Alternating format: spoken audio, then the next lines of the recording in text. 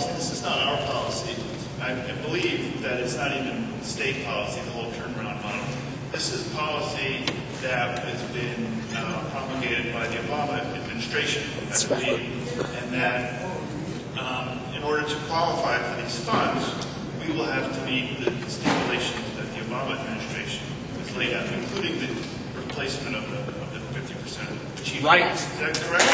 So I think, as with Dave's school, when he was principal, this is not new to New York City.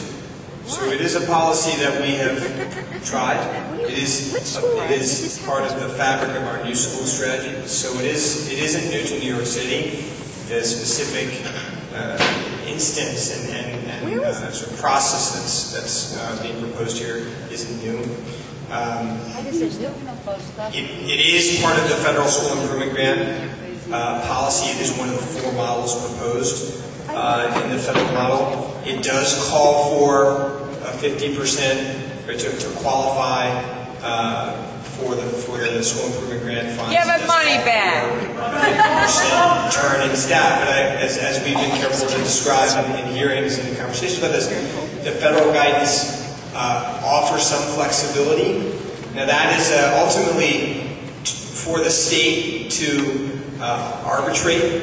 It offers a look-back flexibility that we think could soften the number of staff that would have to be moved out of the school in order to qualify. But again, you're right, that is a federal policy, and it's going to be arbitrated by the state on who qualifies for the funds or not. And now, could I just to further clarify that point, though? It's really the same point that we just made around leadership, that ultimately the decision that we're discussing tonight is whether or not to close or replace these schools, and what will govern the staffing is not the federal policy, it'll be the 18D clause in the contract, which is very clear that there are at least 50% of seats reserved for qualified staff, and it could be more.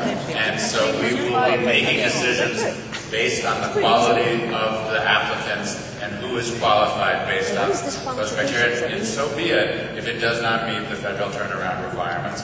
That may mean that in some instances there won't be SIG funding in these schools. And where we have looked at schools that have come off the list, we've made commitments to look at their plans and look at ways to supplement financial resources from other sources.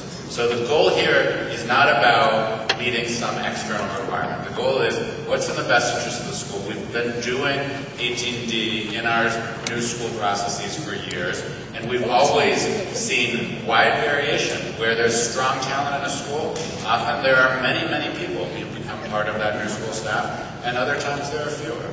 Patrick, if I may just want to add on to that. I mean, I've been consistent in all my public comments as far as not chasing the dollars. I mean, dollars would be nice, but again, that's not the ultimate goal. And just to pick up on what Shael talked about, I mean, we have been very clear, and we've talked to the union about this as well. We don't necessarily agree, but we've talked to the union around the 18D process, what's entailed in the 18D process, and also the up to 50%, but not being just hardlined by that number just to qualify for something. So I've been clear in saying the dollar is not the ultimate goal, even though the dollar will be beneficial, but we want to go through a process of reform for these schools, and this is what we're proposing to the body.